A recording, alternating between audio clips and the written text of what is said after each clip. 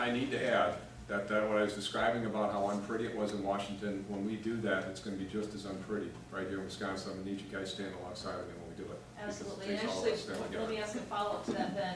One of the ways that She's going to get tougher. I got I am a tough cookie. One of the things that the federal government tends to use as leverage over the states is funding, obviously. So if they want you to do or not do something, they'll say, if you do or don't do it, we will yank your funding for, highways or whatever it happens to be. So I guess what I'm wondering is what your position is on federal funding and how you would handle those kinds of situations. Well, I don't want the federal government in the state of Wisconsin. I think we can take care of ourselves. So my attitude would be, get out and leave us alone. Quit taking our money from Wisconsin to Washington so that you guys can decide how much we're getting back here. Leave it out here in the first place. So that would be the initial reaction to this. Some of the stuff you have no choice over, and the stuff that we have no choice over, like stimulus, for example, I think is one of the worst things I've ever seen, the stimulus and the bailouts, you guys. We will do everything we can to fight that. But if the stimulus gets shoved down our throat because we're not competitive against our other states, I'll give it back to you guys in tax cuts. So anything that, if it's your money, when you think of stimulus, it's your money to start with. Right. So if Michigan's going to get $3 billion and so is Minnesota, we can't be at a competitive disadvantage. If it comes here, it's coming right straight back to you guys.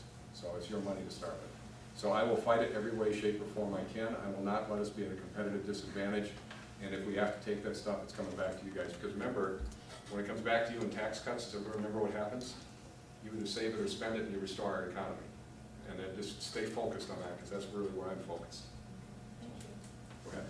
Mark, I want to go back to the spending in your nice looking charts of how you're going to reduce the spending down by 1% below the inflation rate. And when you mentioned that, you said that the guys that you're going to have around you are going to kind of laugh at you because that's going to be looked at like, oh gee, we're used to doing way more than that.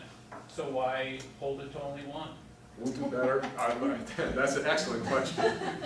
I learned, especially in the business world that we're in and the business environment we're in, that if I underpromise my bank and I overperform, they always keep lending me money. And I suspect if I underpromise you guys and overperform, that you'll probably reelect me. And by the way, no more than 2 terms. I do believe in term limits, so this is not a forever thing. But the bottom line is I'd rather underpromise and overperform than the other way around. So that is the answer. We're going to do much better than that. For whatever it's worth, we're going to do better than that. Go ahead. On the topic of tax policy, I'm curious to know if you're familiar with the Laffer curve and if and how that relates to the charts that you've shown us already. The end of a long day, the Laffer curve. I'm racking this whole mind of mine to get exactly back. Refresh my memory. And by the way, I've studied it repeatedly. I just thought.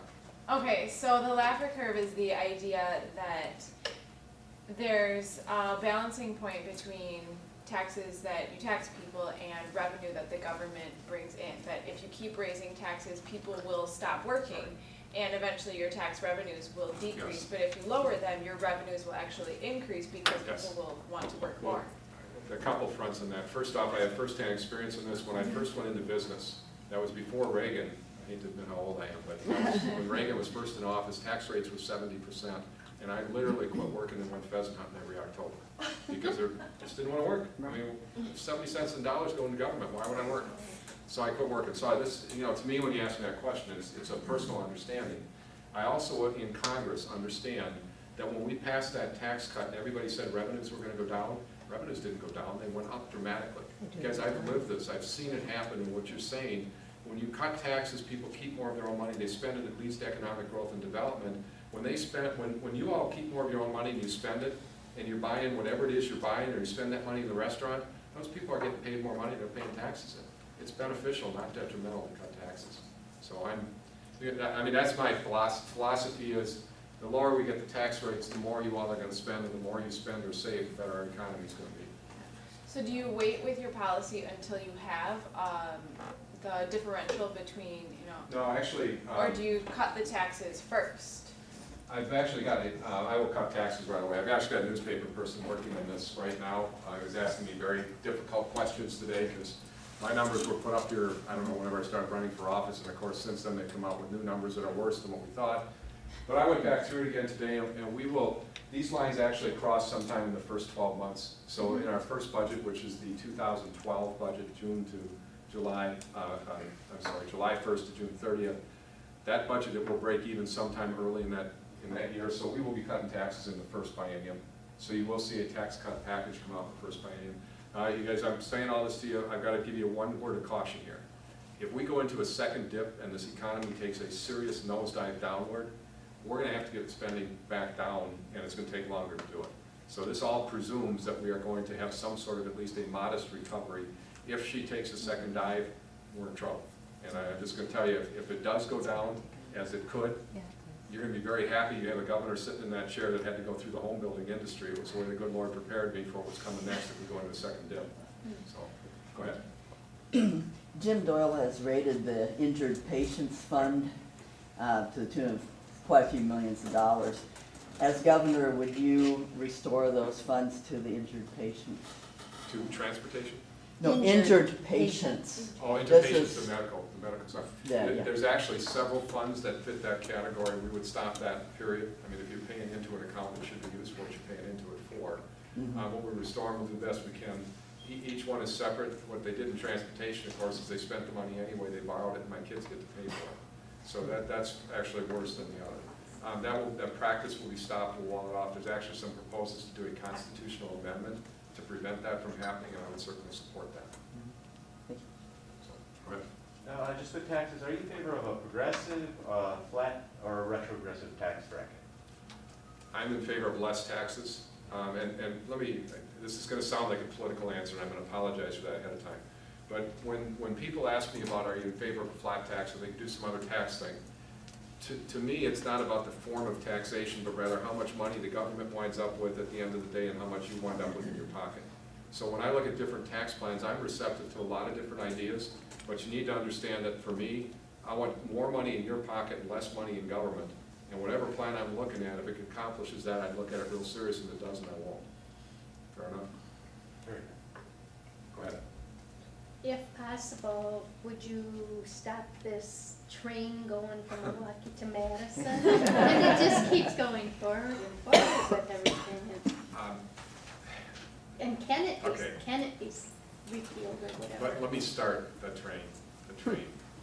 Federal government is spending almost $2 out of its checkbook for every dollar it's collecting in taxes this year, and that means that my grandchildren get to pay the rest back, and that is just plain wrong. Now, I start there to prove that the federal government does not have $810 million to start with, so they should not be spending.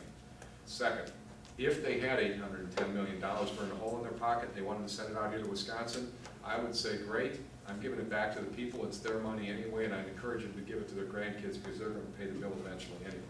So first, they don't have the money. Second, it shouldn't be spent on that. Third, even if this thing got built for $810 million, which it's not going to, we already realize there are cost overruns, which, by the way, you all get to pay for. Even if it got built for $810 million, when you're operating it, it does not operate at a break even. So that means the taxpayers in our state get an ongoing bill. Now, back to your next question. The end of it was, can it be stopped? Business experience, folks, and I can tell you, for those of you that drive from here to Milwaukee, the freeway interchange at Lake Mills, you may be familiar with it. We had a major project going in the northeast corner of that intersection. We had lots of money into it, hundreds of thousands of dollars into that project, and it became apparent that we were going into a recession, and the project was not going to work. We walked away. So the answer to your question is, it's much better to walk away and take your losses and move on than it is to keep going in something that's going to permanently hurt you. Had we not, by the way, we probably would have been bankrupt. I mean, we would not have made it with that project. So, I mean, I bring that business experience in. If something's not going to work, cut your losses and move on. That's what we do with the train. Well, I always get, I golf in a league that there's quite a few Democrats, and we discuss things, and one of the guys says that we just can't afford building roads for the future, down the future. It's just, road building is too costly. That's why we need, I know, I couldn't figure that one out either. But then saying that we won't see it in our lifetime, but at my age, but our children will see the trains, the use for this train transportation as a necessity, you know, our children, grandchildren. I'm just going to tell you that I don't think anybody sitting in this room can possibly envision what our children are going to be looking at in terms of transportation or energy or pollution, or any of the rest of the stuff that we're sitting here thinking about today, Yeah. a generation from now, it's just gonna be totally different. It Yeah. just plain is gonna be different.